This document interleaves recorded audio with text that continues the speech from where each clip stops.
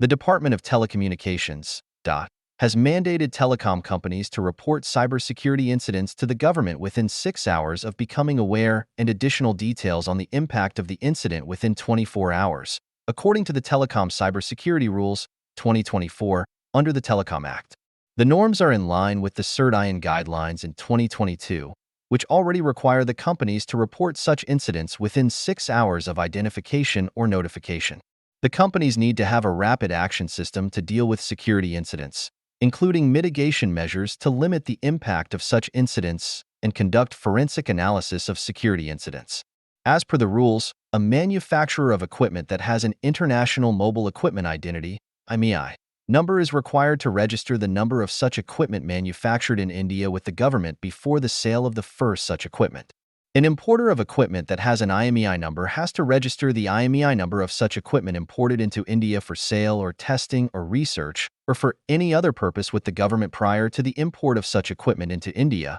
according to the rules.